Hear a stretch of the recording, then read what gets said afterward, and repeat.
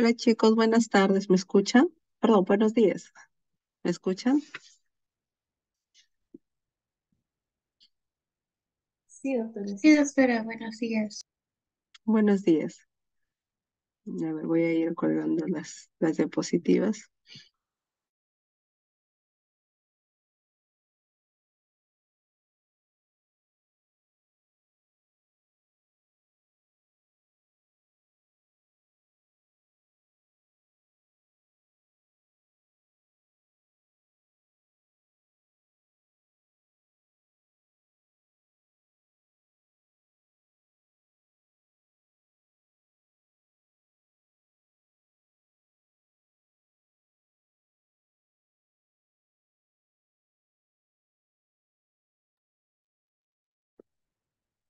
Bueno, buenos días chicos. Eh, para los que aún no me conocen, soy la doctora Mayra Paredes, trabajo en el Hospital 2 de Mayo y vamos a continuar el día de hoy con la actividad de los cursillos. El día de hoy toca inflamación articular. Entonces vamos a hablar acerca de inflamación articular, algunas de las etiologías y un abordaje sobre todo diagnóstico de la inflamación articular. ¿Ya? Inflamación articular o también llamada artritis o otros que llaman también sinovitis, ¿no? Vamos a ver, poner el puntero. Ya. Entonces, aquí vemos un esquema de una enfermedad muy conocida y que nosotros estudiamos mucho en esta especialidad que es la artritis reumatoidea, ¿no? Tenemos un esquema de una articulación diartrodial con sus elementos principales, que son las epífisis óseas, ¿no? De los huesos que están en contacto. Tenemos un tejido conjuntivo denominado cartílago, ¿no? Que está cubierto por una cápsula articular, que en su cara interna está cubierta por la membrana sinovial o sinovia, que está un poquito acá en rojito, en rosadito, y en la parte más azul o verde claro, como ustedes lo vean, está la cápsula articular, que es una cápsula fibrosa, no es un tejido fibroso, que sirve como una fuente estabilizadora de la articulación, ¿no? Y hay que recordar que la membrana sinovial produce el líquido sinovial, ¿no? Este es el espacio articular, lo que está acá en rosadito. Esta es una articulación diartrodial sana, ¿no? Entonces, en pacientes con artritis reumatoidea, ya van a tener su clase, hay algunos factores de riesgo, como por ejemplo factores genéticos o también factores ambientales como el uso o el tabaco, también exposición a sustancias tóxicas como el sílice, que le hace al paciente más propenso a desarrollar esta enfermedad. Y probablemente en esta etapa el paciente no tenga ningún tipo de síntoma, ¿no? Ya hay infiltración de escasas células inflamatorias en la membrana sinovial. Vemos que con el paso del tiempo, de los años, empieza a haber una mayor infiltración de células inflamatorias en la membrana sinovial y vemos ya que ya en una artritis establecida, que vemos que ya está más hipertrofiada la membrana sinovial, la vemos más rojita porque también hay más vascularización de la membrana sinovial, mayor infiltración de células inflamatorias y se produce la formación del panus, que puede afectar también al hueso, el cartílago, ¿no? Entonces, esta evolución natural de una enfermedad inflamatoria denominada artritis reumatoidea, que tiene también características autoinmunes, pero no todas van a ser así. Esta es una de las causas de artritis, pero hay otras causas, como por ejemplo las causas por depósito de cristales, en donde prima la principal mecanismo patogénico es el depósito de un cristal, en el caso de la gota de urato monosódico, que luego de desprenderse al espacio articular va a provocar el proceso inflamatorio. O puede ser por un daño inicial en el cartílago, por desgaste de este tejido, ¿no? Que eso se da más en pacientes con artrosis, ¿no? Entonces hay diferentes etiologías que pueden causar artritis o inflamación articular, ¿no? Entonces, antes de entrar de lleno al abordaje de la artritis, vamos a ver que la artritis se puede clasificar según el número de articulaciones afectadas en una monoartritis, oligoartritis y poliartritis, según el número de de áreas articulares afectadas. Hablamos de área articular, ¿por qué? Porque hay ciertas regiones que son formadas por varias articulaciones, como por ejemplo acá tenemos un ejemplo, el codo. El codo acá tenemos la epífisis distal del húmero, tenemos al radio y al cúbito, ¿no? La epífisis proximales de cada uno de ellos. Y acá hay tres articulaciones, está la húmero radial, la húmero cubital y la radio cubital proximal. Estas son tres articulaciones, pero si se dan cuenta están compartiendo o están rodeadas por una misma cápsula articular. Y comparten también sinovia, y por lo tanto, si se inflama una, se inflaman todas. Y cuando hagamos el conteo articular, se va a contar como una sola articulación o como una área articular, ¿no? Así se va contando. Por eso es que hablamos de áreas articulares. Igual pasa en la muñeca. En la muñeca hay como 4 tipos de articulaciones, pero solo se cuenta como una sola, ¿ya? Eso quiero que les quede claro. Entonces, monoartritis cuando se afecta una sola área articular, oligoartritis cuando se afecta 2 a 4 áreas articulares y poliartritis más de 4 áreas articulares. Según el tiempo también de duración de la artritis, puede ser aguda cuando dura menos de 6 semanas y crónica cuando es mayor o igual a 6 semanas.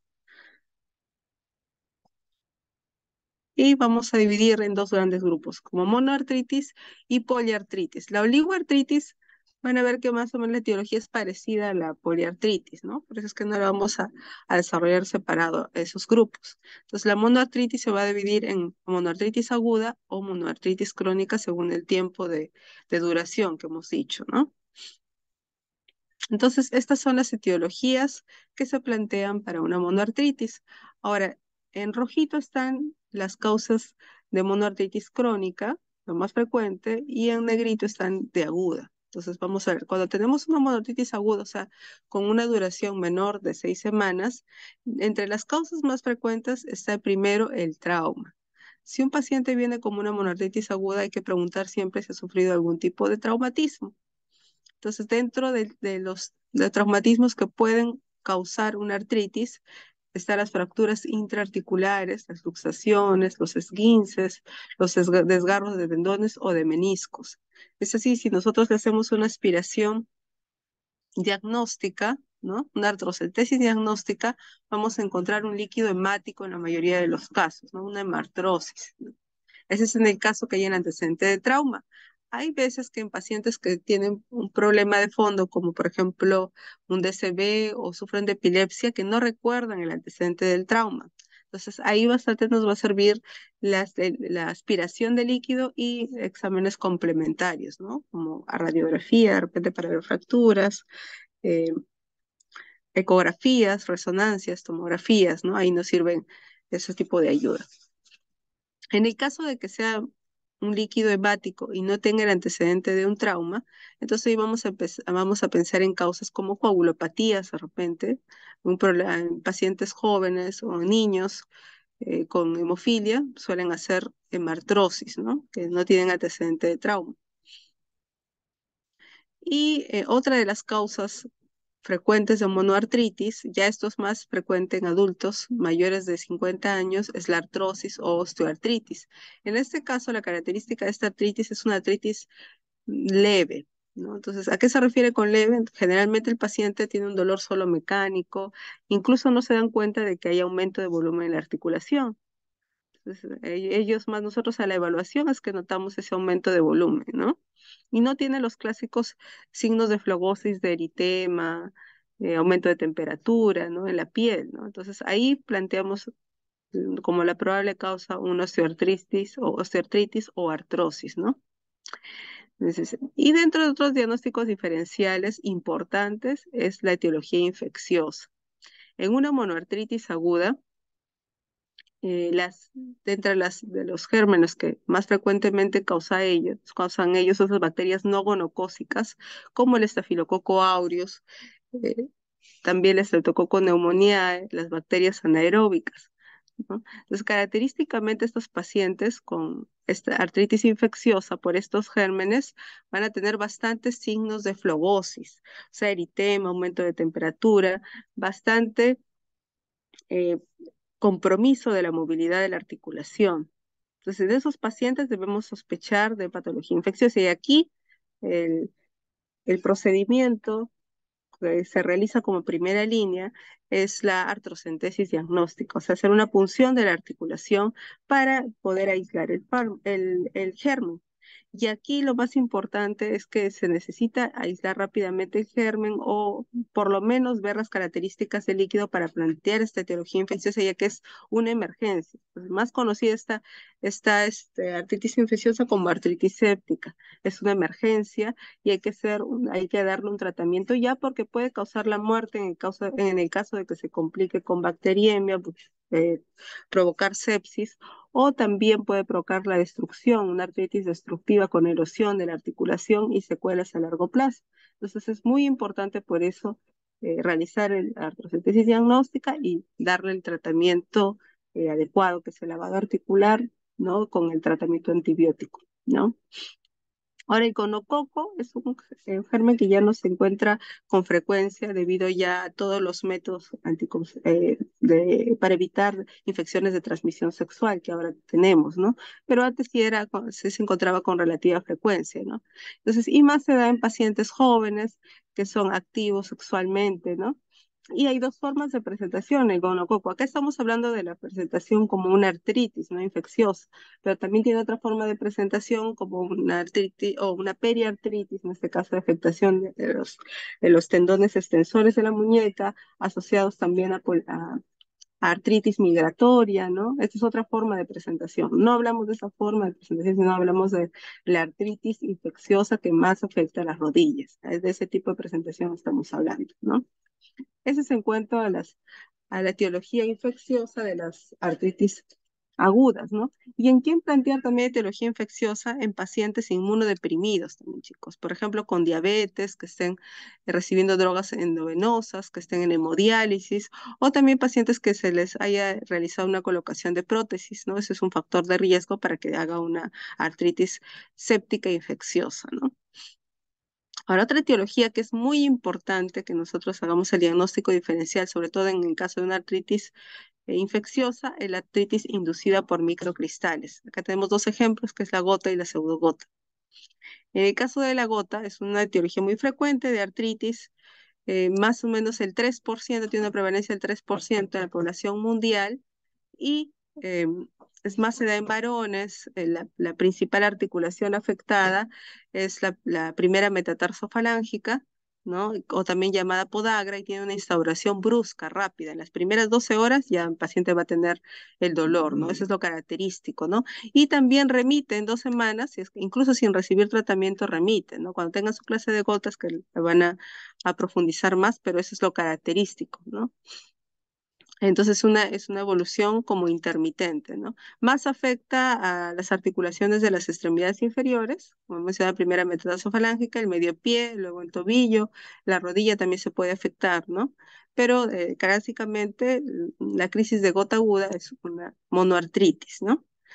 Y la pseudogota se da más en pacientes adultos mayores, ¿no? Con artrosis de fondo en la mayoría de los casos, ¿no? Y la articulación más afectada también, en ese caso, es la rodilla, ¿no? La mayoría afecta más o se presenta como una crisis de pseudogota con la afectación de la rodilla. En este caso estamos hablando de patologías que tienen diferentes etapas dentro de su evolución.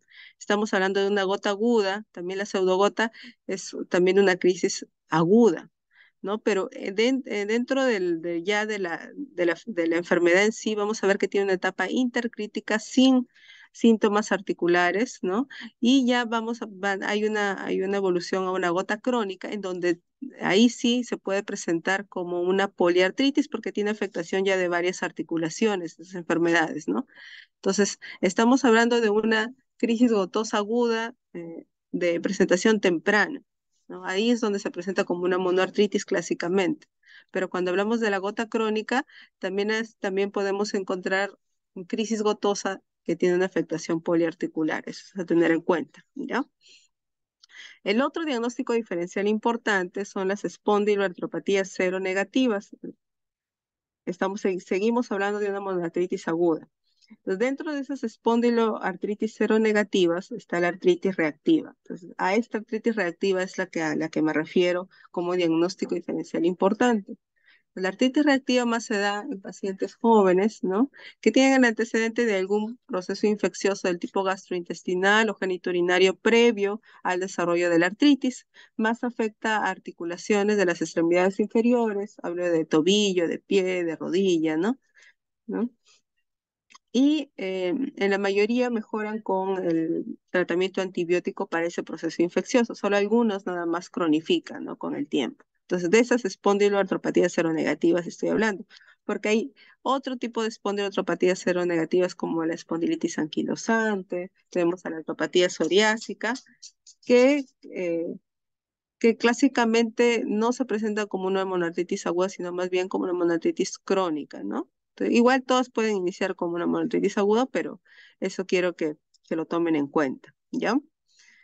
Entonces, esos son los principales diagnósticos diferenciales de una monoartritis aguda. Entonces, recuerden que la monoartritis aguda es muy importante, sobre todo descartar la etiología infecciosa porque es una emergencia. Pasando a la monoartritis crónica, la etiología ya cambia, se dan cuenta, es la parte que está en rojito.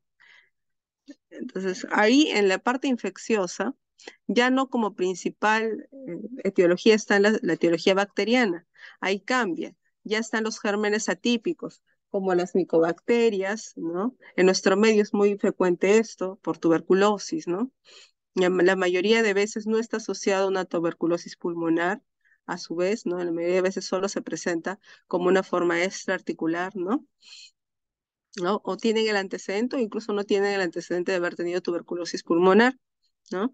Y también otro diagnóstico diferencial son los hongos. Dentro de eso está por cándida, por criptococo, por paracoccidiomicosis, como los principales agentes fúngicos que pueden provocar artritis crónica o monoartritis crónica. Hay que recordar que estos dos fármacos por excelencia son los que dan una artritis con fístula, que pueden fistulizar con el tiempo.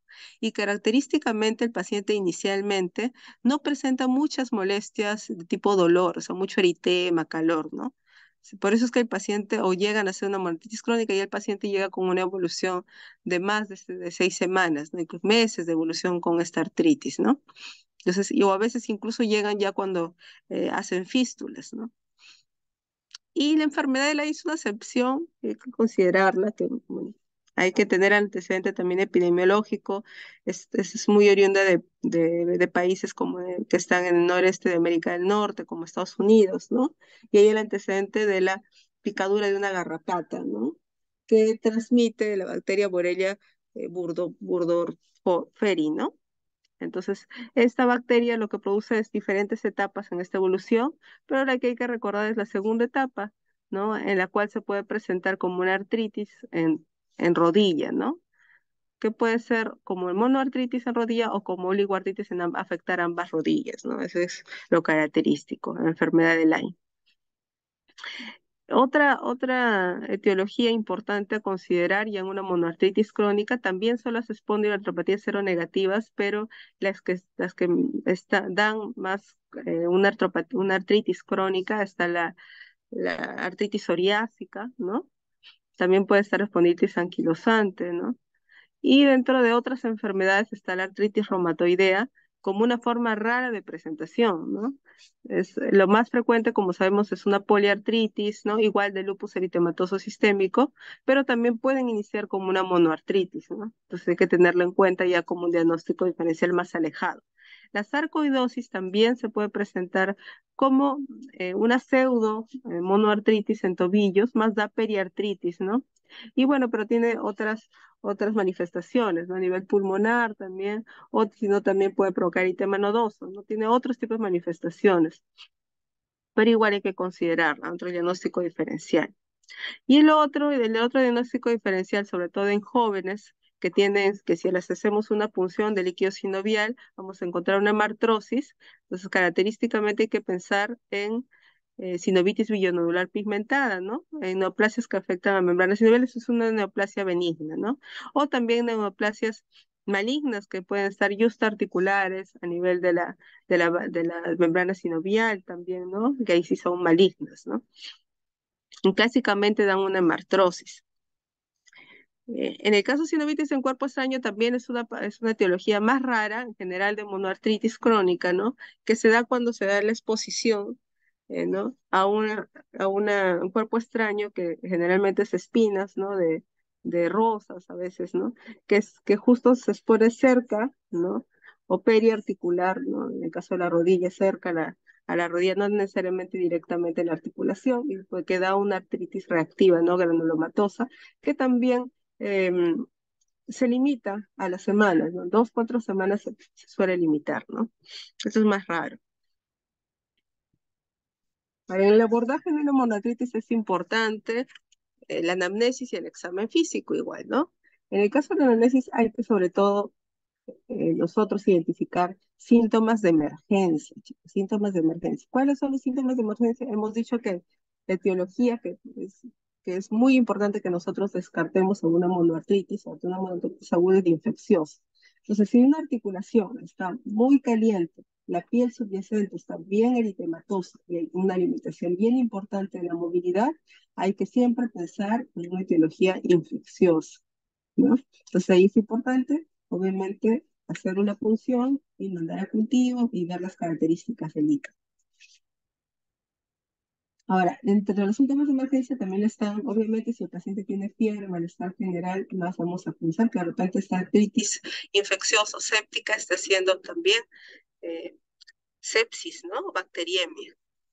También es importante porque hay pacientes que vienen por dolor, ¿no? Que en la rodilla o en tobillo, ¿no? Pero de repente se trata de un dolor neuropático y de repente se ha asociado a disminución de fuerza, debilidad. Entonces ahí es importante descartar que no se trate de una mielopatía que a veces se confunde, ¿no? El paciente presenta dolor y piensan que es un problema articular y al final es una emergencia, pero es una emergencia neurológica, ¿no? Eso es importante, saber diferenciar si de repente es una emergencia de otro tipo.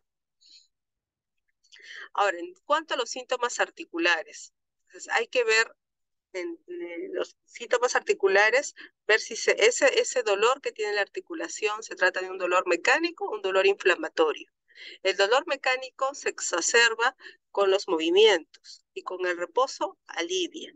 En cambio, el dolor inflamatorio con los movimientos mejora y con el reposo empeora. Y el dolor inflamatorio en la mayoría de los casos se asocia a rigidez matutina, ¿no? De más o menos más de 30 minutos de duración para darle importancia. Eso nos hace pensar en algunas etiologías. Si es mecánico, hablamos de artrosis. Si es inflamatorio, nos puede hacer pensar de un problema, depende de una artritis reumatoide inicial. En el caso de que sea mixto, en la mayoría de casos es más infeccioso, ¿no? Entonces, eso es importante también tener en cuenta. Ahora, si está asociado a síntomas sistémicos también, ¿no? Entonces, ya hemos dicho lo de la fiebre en el caso de procesos infecciosos. Si tiene, supongamos, viene por dolor en la rodilla, pero él se queja de que hay pérdida de peso, se queja de que hay desprendimiento fácil de cabello, hay úlceras orales. Entonces, ahí nos orientaríamos, obviamente, a una enfermedad difusa del tejido conectivo como lupus, por ejemplo, ¿no? Que pueden de repente estar iniciando ellos vienen solo por el dolor, pero tienen otros síntomas. Entonces hay que preguntar por otros síntomas, no solo quedarnos con ellos, ¿no? Igual también en pacientes que sospechemos, supongamos, de artritis reactiva, sí. Entonces hay que preguntar por el antecedente. De repente no están en ese momento, pero por el antecedente de diarrea, de repente de disuria, de poliaquiuria, de secreción uretral. Entonces todo eso hay que preguntar. Obviamente vamos preguntando según nuestra sospecha diagnóstica, ¿no? Las características del paciente también son importantes, porque si tiene historia familiar de enfermedades reumáticas, por ejemplo, artritis psoriásica, entonces es muy importante nosotros hacer si es que estamos sospechando en esa patología, justo hacer esa pregunta, ¿no? Porque ustedes saben que tiene bastante carga familiar de artritis psoriásica. Si de repente tiene historial de inmunosupresión, el paciente tiene ya historia de infecciones previas a repetición, infecciones urinarias, infecciones respiratorias, nos puede hacer pensar de repente el paciente tenga algún grado de inmunosupresión, ¿no? Y si tiene viajes recientes, de repente si ha viajado al noreste de Estados Unidos, justo cuando sí estamos pensando en enfermedad de Lyme, ¿no? O en el caso de nosotros, pacientes subdesarrollados, en donde la tuberculosis es endémica, ¿no? Para hacer nuestros planteamientos. En el examen físico es muy importante definir si el paciente tiene o no derrame articular, o sea, tiene artritis, o tiene de repente una periartritis, que es afectación de las estructuras periarticulares. Eso es muy importante porque a veces hay aumento de volumen, pero está localizado en una zona. De repente se trata de una bursitis o de repente se trate de una tendinitis, ¿no? El dolor articular que refiere el paciente. Entonces es muy importante ahí el examen físico para definir si tiene o no derrame articular. Recuerden que para el derrame articular hay obviamente aumento de volumen, ¿no? Puede haber calor, también de esa articulación está más caliente que si hacemos la comparación con la otra articulación o las otras regiones del cuerpo. Y hay limitación funcional. Eso es lo característico de un derrame articular. Y hay que buscar otros signos también. De repente el paciente tiene nódulos subcutáneos que están en las regiones extensoras. ¿En qué pensaríamos ahí, no? A ver, ¿alguien quiere participar? Si tiene nódulos subcutáneos y aparte tiene artritis, ¿en qué pensarían? Pueden poner en el chat también.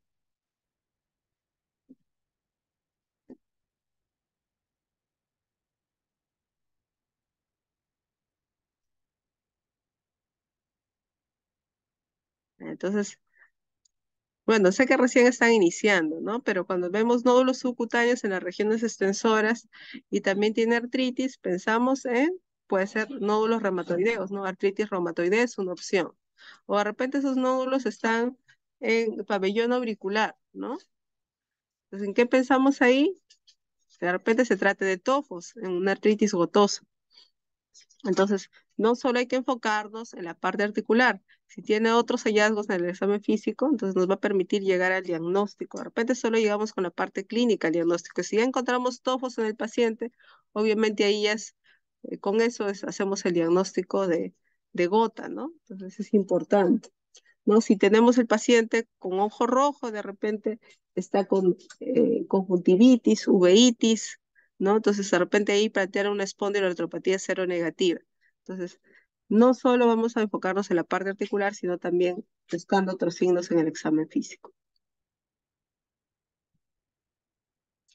Acá, por ejemplo, ¿qué les parece en esta imagen? ¿El paciente tiene o no tiene derrame articular? A ver, ¿quién quiere participar? Si no, voy a llamar. A ver, Héctor Ochoa. ¿Está Héctor Ochoa?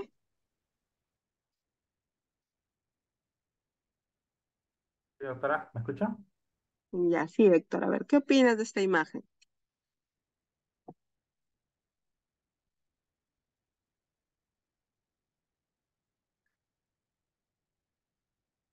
Héctor, ¿no te escucho? ¿Te parece que hay derrame articular? Eh, Me parece que sí, doctora. Ay, ¿por qué te parece? Porque se ve que está como que un poco, lo veo como que un poco hinchado lo que es la parte de la rodilla. Mm. Ay, ay, ay. A ver, vamos a ver. ¿Alguien más tiene otra opinión? ¿Alguien quiere participar? A ver, vamos a llamar a otro ya. Gracias, Héctor. Ah, Rocío Vegaso. Sí, doctora. Rocío, ¿cuál es tu opinión? ¿Te parece que hay derrame articular?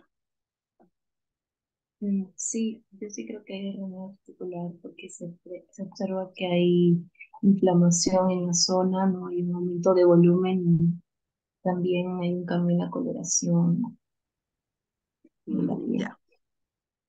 Ya. Chicos, eso lo van a ver igual en su práctica, ¿no?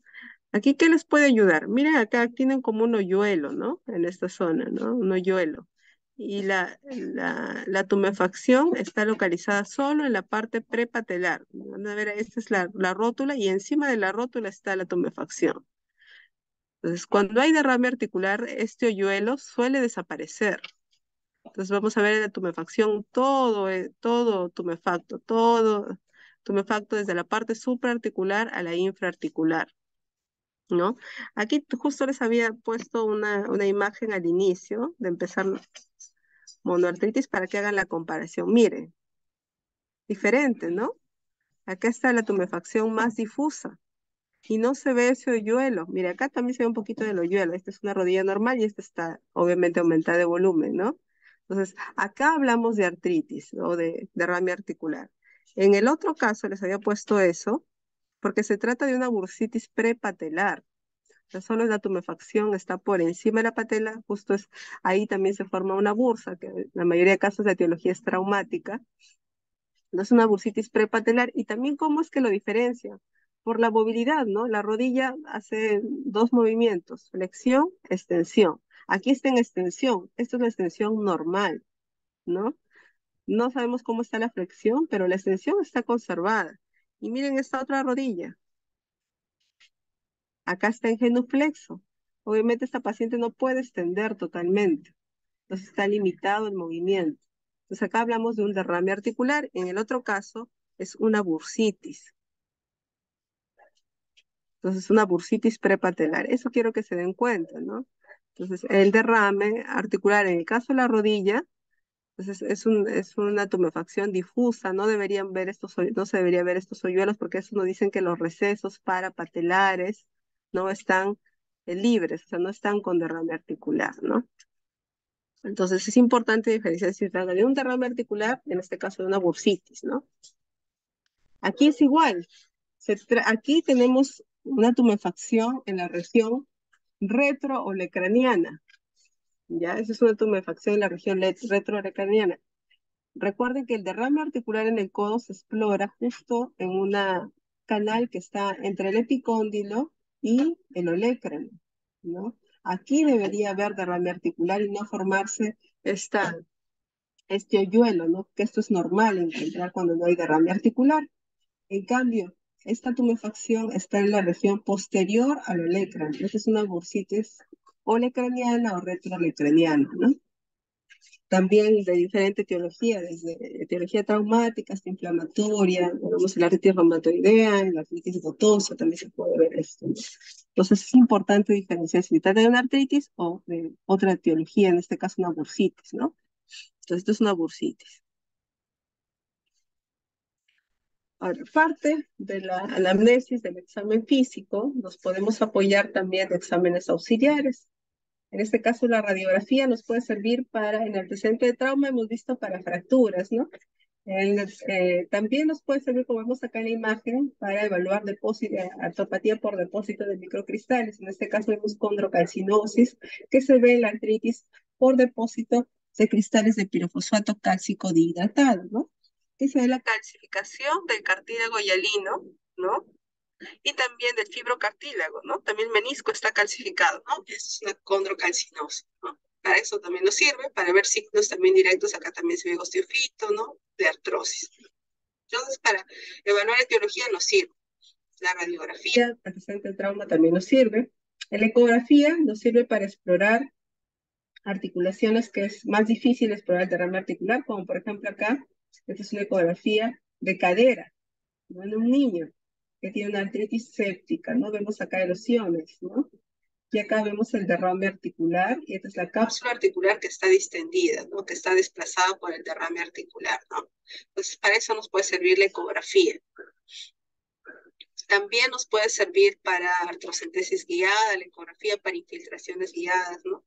Tiene diferentes usos, ¿no? Utilidades. La tomografía también para articulaciones mucho más todavía profundas, como las articulaciones acroiliacas, para hacer punciones también guiadas o infiltraciones, la tomografía y la resonancia para evaluar si es que estamos sobre todo sospechando de neoplasias, nos sirve más la resonancia, ¿no?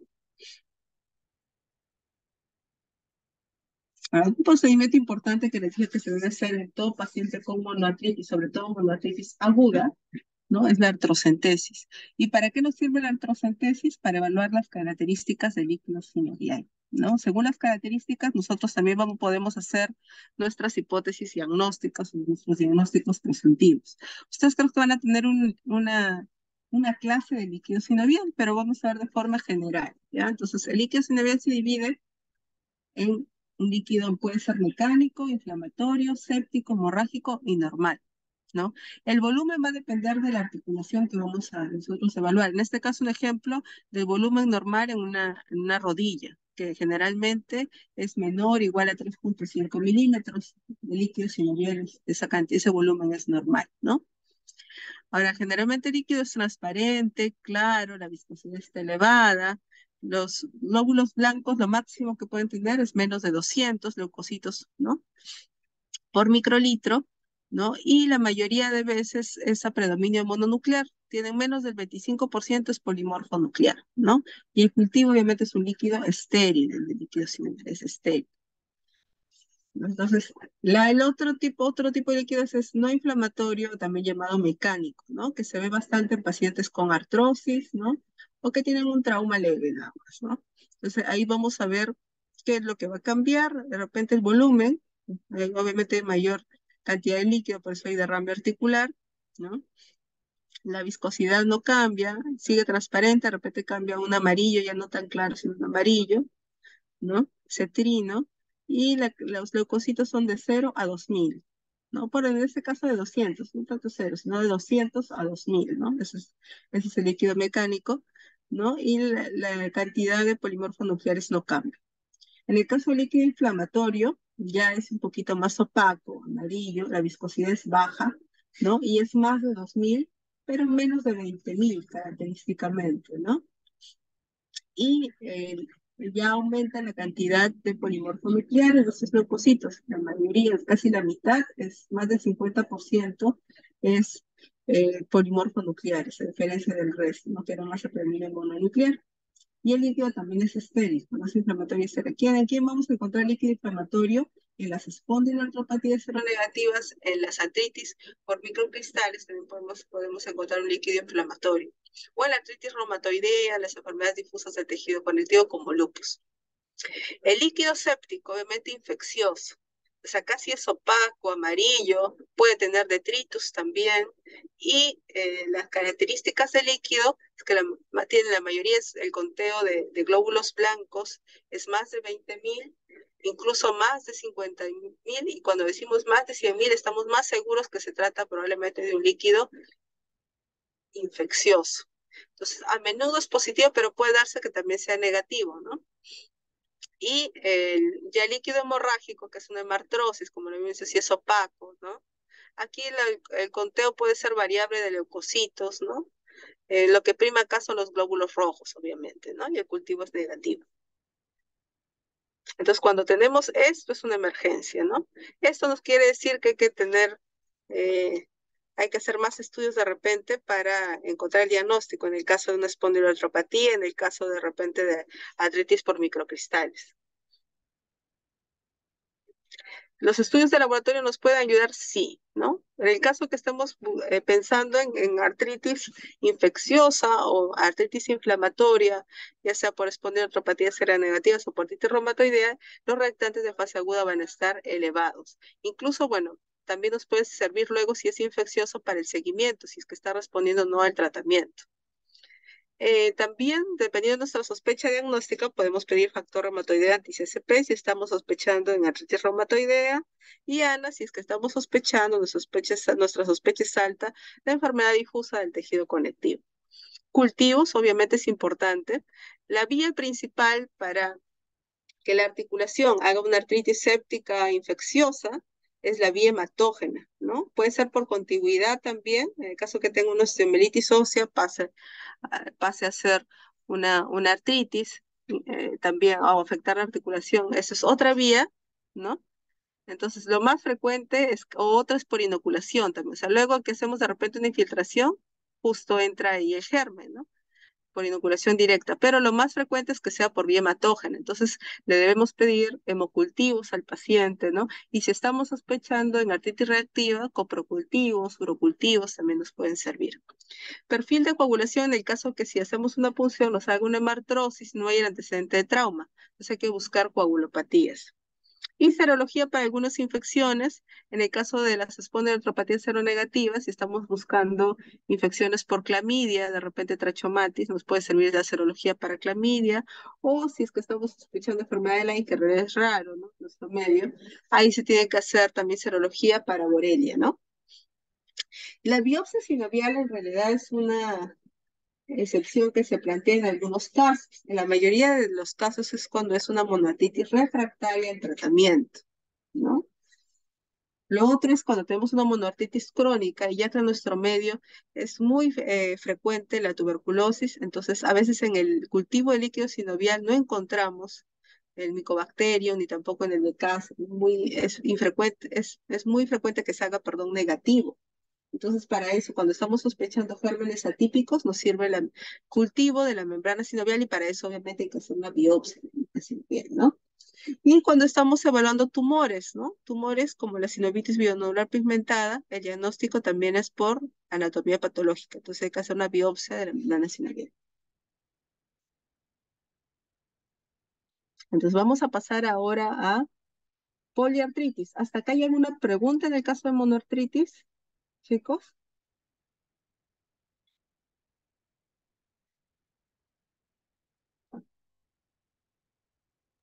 Sí, doctora, tengo una consulta. Sí, dime. Doctora, sí, lo que pasa es de que entonces en el codo son tres las articulaciones y si estuviera lesión en algunas se supone que hay lesión en ambas, en las tres, ¿no? Ujú.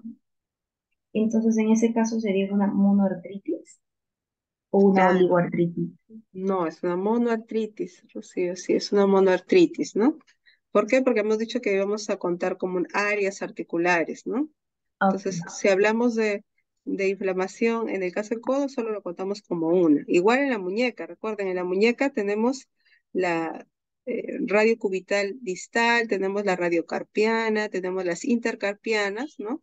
O tenemos las carpometacarpianas. Entonces, hasta ahí es muñeca. Entonces, si hay inflamación en una de esas, obviamente hay en el resto porque todos comparten la misma membrana sinovial.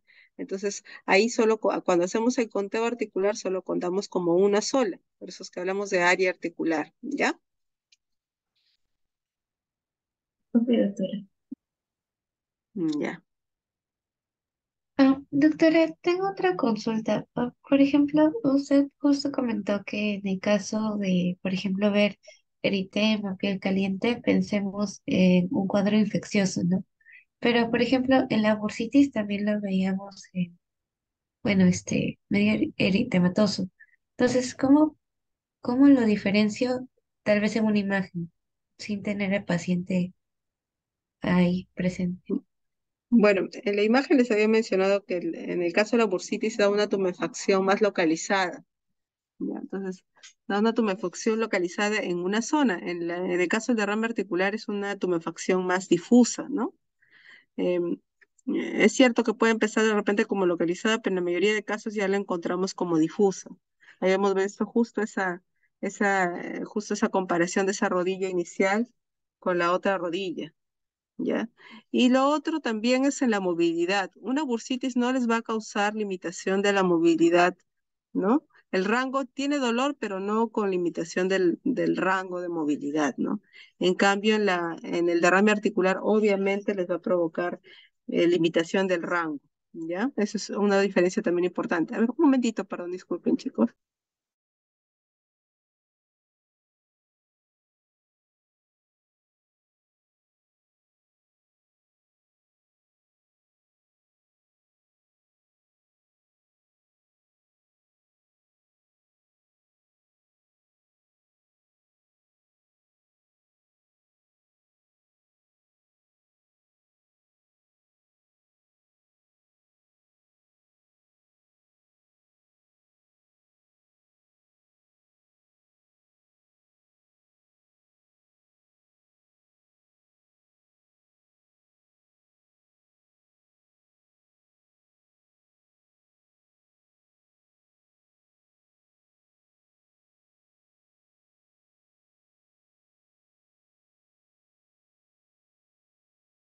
Ya, perdón, chicos. Sí, ¿no? Eso es algo importante para que ustedes puedan diferenciar ambas. Ahora, sí puede haber eritema y calor también en las bursitis, ¿ya? ¿Por qué? Porque incluso también dentro de las etiologías de las bursitis puede ser traumática, o sea, luego de un golpe, puede ser por una patología de fondo que tengan inflamatorio, o lo otro es que puede ser infecciosa también. Entonces, si es infecciosa, obviamente va a haber eritema y va a haber también calor, ¿no? En esa zona, ¿no? Y hay que tomar una muestra de líquido de esa bursa, ¿no? De esa bursitis, ¿no?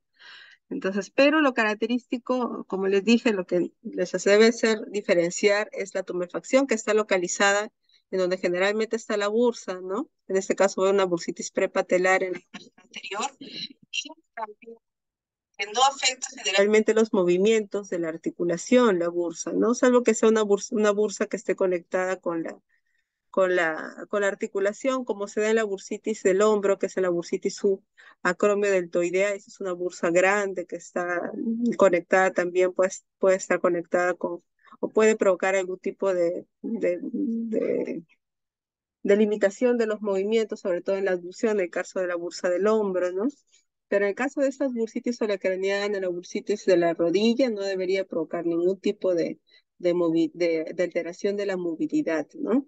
Es algo de repente un poco de dolor en la movilidad pasiva, tía, pero no limitación, chicos, eso es importante, ¿ya? Y la tumefacción es localizada en una zona, no es difusa como si provoca un derrame articular. ¿Quedó claro? Ah, sí, doctora, ¿Ya? gracias. Ya. Entonces, vamos a continuar. Ahora vamos a hablar de las poliartritis. La poliartritis igual la vamos a dividir en etiología aguda y en etiología crónica. Aguda menos de 6 semanas y crónica mayor o igual a 6 semanas. Y como saben, cuando se afecta más de 4 áreas articulares, hablamos de poliartritis. Entonces, acá en la imagen clásicamente vemos aumento de volumen en las interfalángicas, ¿no? Un poquito en las metacarpofalángicas, ¿no? La paciente con artritis reumatoidea, ¿no? Entonces, aquí la etiología que uno debe plantear ya cambia el orden, ¿no? La diferencia de la monoartritis. Como principal etiología que que se plantea en estos casos es la artritis reumatoide, están las conectivopatías, como está el lupus eritematoso sistémico, están las dermatomiositis, polimiositis, la esclerosis sistémica, la enfermedad mixta del tejido conectivo, el Sjögren, también síndrome Sjögren. Ya más raros, la enfermedad de Still del adulto, la policondritis recidivante, en jóvenes la artritis idiopática juvenil y las vasculitis sistémicas, ¿no? Entonces, eso es su principal hipótesis cuando uno tiene una poliartritis, sobre todo una poliartritis crónica, ¿ya? La otra etiología ahí entra en las infecciosas, pero ya cambia las etiologías infecciosas. En el primer caso, la monoartritis en las bacterianas, los gérmenes atípicos, hemos mencionado. En este caso, ya entra en la etiología viral. Los virus más dan poliartritis que monoartritis. Y dentro de esos virus está la hepatitis B y C, parvovirus, B19, la rubiola, el VIH, el citomegalovirus, el virus de Epstein-Barr, ¿no? Obviamente cada una tiene sus particularidades, ¿no? Entonces, pero de todas maneras hay que tenerlas en cuenta, ¿no? Y dentro de las bacterianas que pueden dar también poliartritis del gonococo. Recuerda que el gonococo los mencionamos en la primera parte, en la presentación como una monoartritis, ¿no? Pero también habíamos dicho que puede presentarse afectando a la parte extraarticular y también como una artritis migratoria o una poliartritis migratoria, ¿no? El meningococo también, ¿no? La enfermedad de Lyme también al inicio, en las primeras etapas, puede dar sobre todo poliartralgias, solo más que artritis, dolor, ¿no? La endocarditis bacteriana, la enfermedad de Whipple, que característicamente da una poliartritis migratoria, ¿no? Y otros más raros y infecciones por hongos o parásitos, ¿no?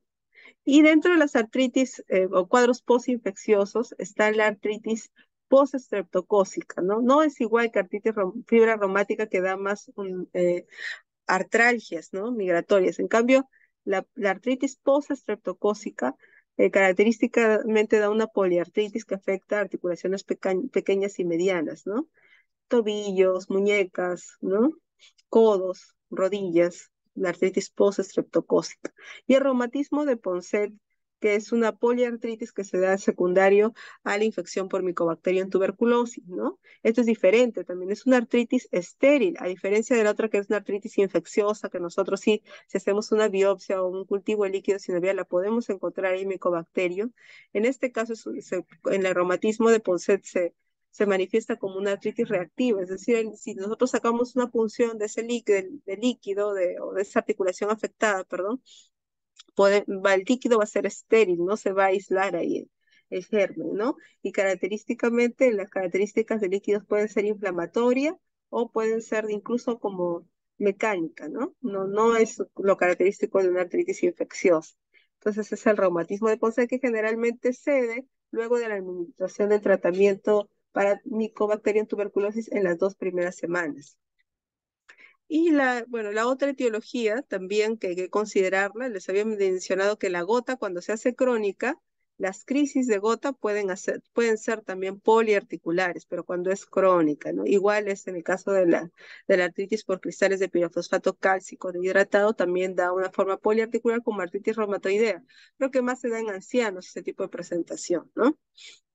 Y la otra etiología más rara, pero que se puede dar también, es en el contexto de una leucemia, linfomas, ¿no? Síndromes paraneoplásicos, síndromes mielodisplásicos, pueden dar poliartralgias y también poliartritis, ¿no? Y otros ya, sarcoidosis, osteopatía hipertrófica, fiebre mediterránea familiar, son de más rara presentación, ¿no? Igual que en la monoartritis, vamos a, obviamente, hacer una adecuada historia clínica, recabando datos en anamnesis como la edad, el sexo. ¿Por qué sería importante? En el caso de las enfermedades inflamatorias que hemos mencionado, la artritis reumatoidea, el lupus eritematoso sistémico, que es más frecuente en las mujeres, ¿no? Igual la esclerosis sistémica, igual las miopatías inflamatorias, ¿no? Entonces eso nos puede ir eh, también aumentando nuestra presunción diagnóstica hacia esas patologías, ¿no? Mujeres, jóvenes, ¿no? O en edad fértil, ¿no? Que es más frecuente. Y si de repente tenemos varones, que más se afectan, en este caso produce una poliartritis crónica, que se afecta más las articulaciones de las extremidades inferiores, vamos a pensar en espondiloartropatías. Dentro de esos está la espondilitis anquilosante, está la artritis psoriásica, que se puede presentar también así, como oligoartritis crónica, ¿no? Entonces, para eso nos sirve recabar esos datos. Antecedentes familiares, ya hemos dicho del caso de la artritis psoriásica, por ejemplo. Recuerden que la artritis psoriásica, la forma de presentación es más oligoarticular, que afecta más extremidades inferiores, pero también una forma de presentación poliarticular como artritis reumatoide también tiene esa forma de presentación. Los desencadenantes también es importante, chicos, porque hay patologías como en el caso, por ejemplo, de la gota, hay clásicamente el antecedente de que de repente consumió alcohol previamente, ¿no? O de repente se fue a un evento, un buffet de carnes, ¿no? Previamente a tener justo la crisis de gota, ¿no? Entonces, eso es importante también recabar. Hábitos tóxicos, ya saben que algunas patologías de las que hemos hablado se asocian a hábitos tóxicos, como el tabaquismo, en el caso de factores para la artritis reumatoidea, factores de riesgo, ¿no?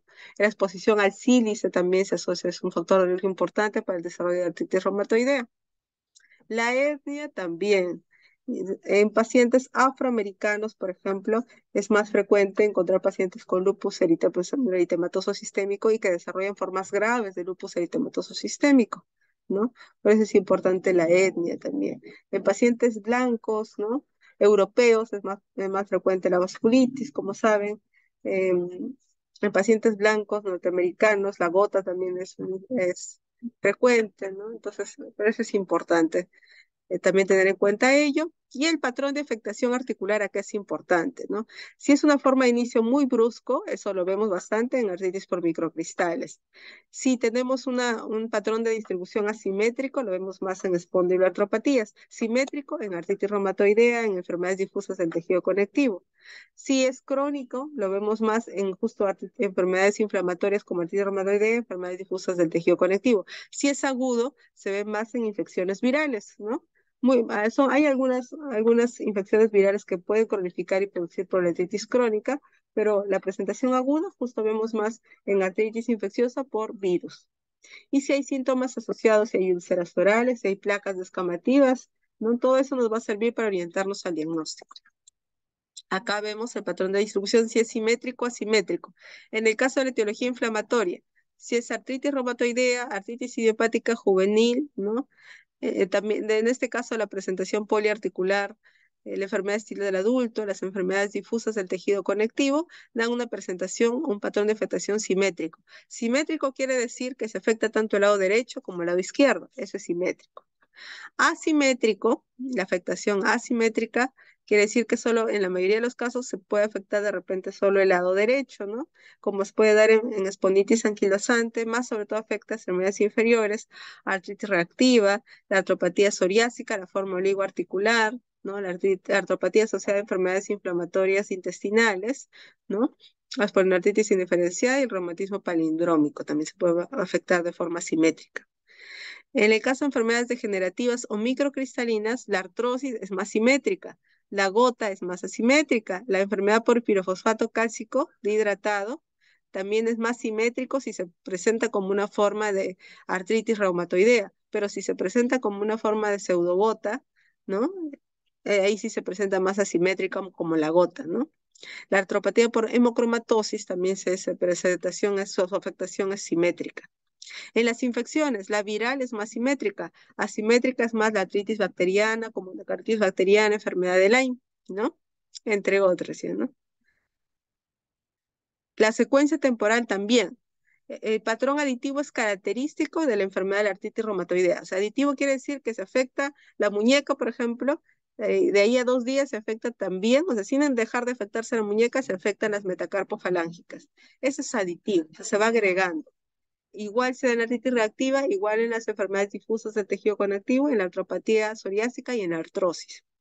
El patrón migratorio quiere decir que se afecta un día una articulación, al otro día ya no está esa articulación afectada, pero se afecta otra articulación. Eso es característico del gonococo, de esa forma, ¿no?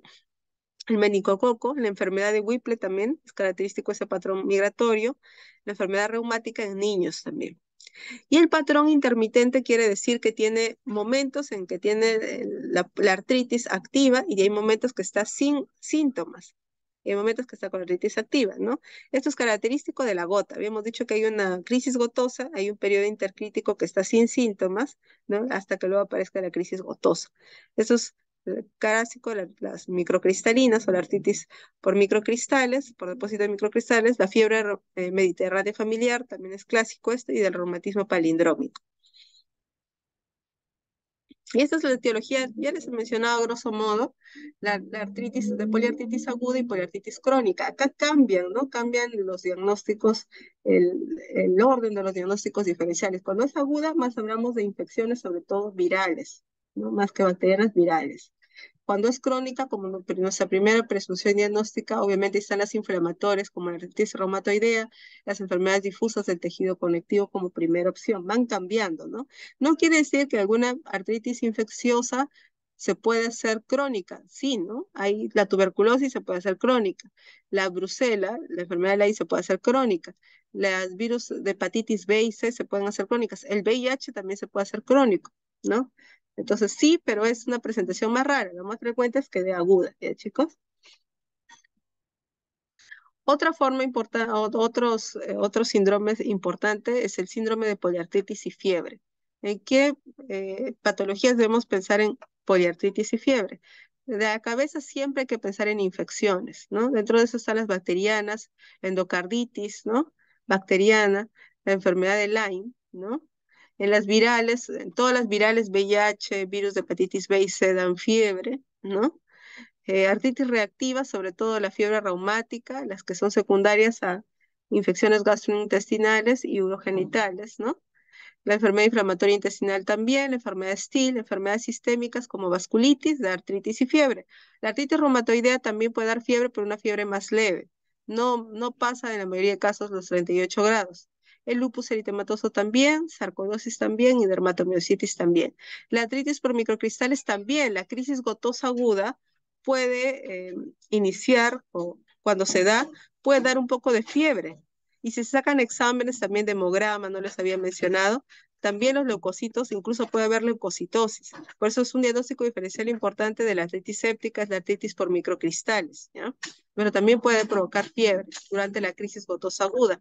Y otras más raras, en nuestro medio es la fiebre mediterránea familiar. Y acá es una tablita en donde vamos a encontrar por el rango de edad y el sexo, qué etiologías es lo más, que es la más frecuente, ¿no? Por ejemplo, el lupus, rango de edad, ¿no? Más acá, ¿no? Hay lupus juvenil y lupus senil también, ¿no? 30, 40 años es lo más frecuente y mucho más frecuente en las mujeres.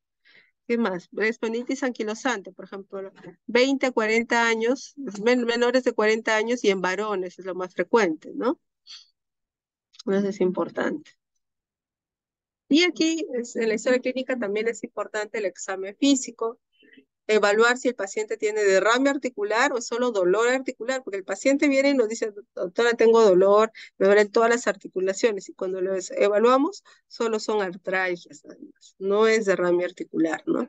Entonces acá es importante evaluar cada una de las articulaciones que están afectadas y buscar otros signos, porque estas patologías que hemos mencionado tienen otros signos, no solo se enfoquen en la paz. Si es una presentación poliarticular, siempre hay que buscar otros signos, porque es muy frecuente que el paciente presente otras sintomatología, ¿no? Por ejemplo, acá es una paciente con alopecia, ¿no? En la región frontoparietal, ¿no? Un paciente con lupus, podemos encontrar eso con desprendimiento fácil de cabello.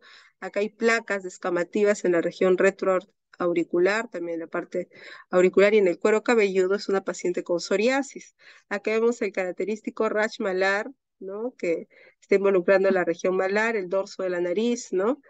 Que se ven pacientes con lupus eritematoso sistémico. Acá encontramos el pitting en las uñas o hoyuelos en las uñas, ¿no? Encontramos en pacientes con psoriasis. Acá clásicamente vemos el signo de la gota del aceite, ¿no? Que encontramos también en pacientes con psoriasis. ¿No? Recuerden que pacientes con psoriasis que tienen afectación unguial en la región retroauricular, en el cuero cabelludo, también, o si no, también a nivel del periumbilical o a nivel de los pliegues glúteos, son factores de riesgo para afectación articular por la psoriasis, ¿no? Es un paciente con palidez en un solo dedo, vemos acá, ¿no? Con ligero eritema en el resto de los dedos, paciente con fenómeno de Raynaud, ¿no? Muy frecuente en pacientes con enfermedades difusas del tejido conectivo, sobre todo en esclerosis sistémica. Acá vemos un paciente con ojo rojo, ¿no? Con uveitis, ¿no? En pacientes con espondiloartropatía, una afta. Recuerden que pacientes con lupus eritematoso sistémico, estas aftas son indoloras, ¿no? Y a veces no se quejan de aparición de aftas, entonces nosotros tenemos que buscarlas, ¿no? Y a veces el paciente ni se dio cuenta, ¿no? Clásicamente tienen un centro amarillento y están rodeados de un halo eritematoso, ¿no? Este es un paciente con síndrome de Sjögren, con antecedentes o síntomas de boca seca, con pliegues, ¿no? A nivel de la lengua, ¿no? Y es para un paciente con también ojo rojo, y si se dan cuenta, acá una deformidad en la nariz, una deformidad en silla de montar. Es un paciente con escleritis y deformidad en silla de montar. Entonces se trata de un paciente con granulomatosis, con poliangiitis o también llamada granulomatosis de Wegener, ¿no? Y este es un paciente clásicamente con su nariz afilada, telangiectasias, ¿no? También la boquita pequeña, ¿no? Entonces un paciente con esclerosis sistémica, ¿no? Entonces a veces el paciente puede venir así, con dolores articulares, con poliartritis, pero ustedes encuentran estos signos en el examen físico. Ya no van a decir, ah, no, tiene artritis reumatoidea, ¿no? Si encontramos así un paciente con estos signos, obviamente vamos a plantear un paciente con esclerosis sistémica, esclerodermia, con compromiso de las articulaciones, probablemente, ¿no? Entonces eso hay que recordar, chicos. Y esas ya son las referencias. ¿Alguna pregunta hasta acá?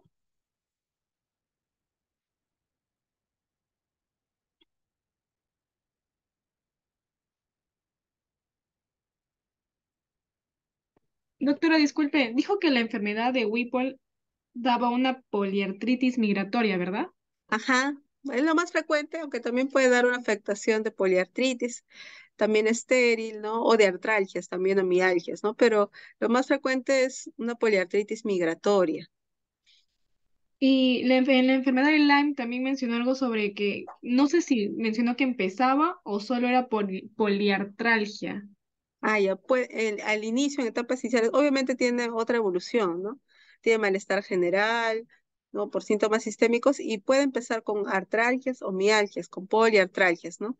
Pero ya en la segunda etapa es donde podemos encontrar ya la afectación como monoartritis, como habíamos mencionado al inicio, ¿no? Monoartritis con afectación, lo más frecuente es de las rodillas, ¿no?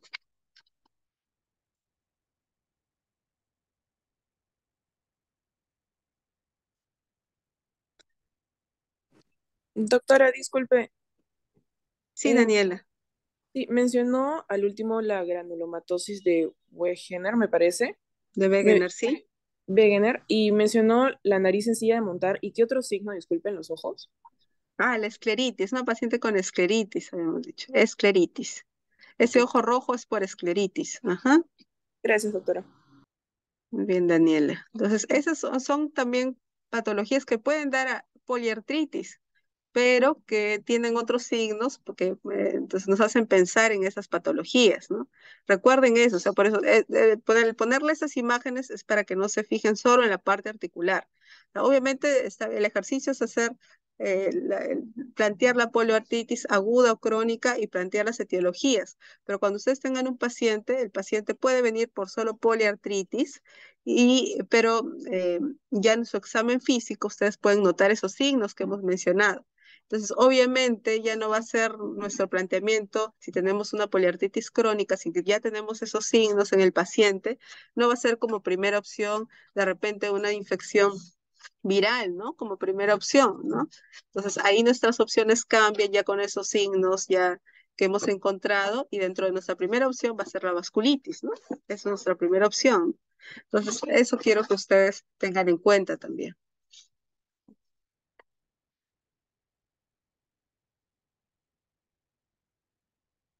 ¿Alguna otra pregunta, chicos?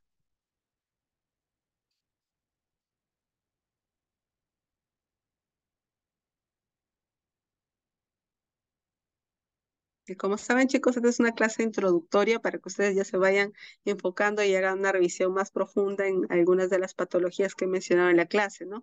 Y también sirve para que ustedes puedan plantear sus síndromes. Ya no van a plantear síndrome de dolor articular, ¿no? Ya no van a plantear ese tipo de síndrome. Ahora van a plantear monoartritis, oligoartritis, poliartritis, aguda o crónica, ¿no? Cuando presenten sus casos clínicos, así es como tiene que plantear. Principal síndrome, en este caso, si la paciente tiene afectación de una articulación, una monoartritis. Si tiene más de 4 articulaciones, poliartritis. Ambas tienen apellido, o sea, es aguda o crónica, entonces a partir de eso ustedes empiezan a plantear sus diagnósticos diferenciales. Así es como tienen que presentar sus casos clínicos. ¿Ya, chicos? Bueno, chicos, entonces eso sería todo. Nos vamos a ver con ustedes el viernes para la presentación del caso clínico. Listo, chicos. Ay, nos vamos Gracias, doctora. despidiendo. Ya, hasta luego. Gracias, doctora. Gracias, Hasta doctora. luego. Hasta Gracias, doctora. luego. Doctora. Hasta luego.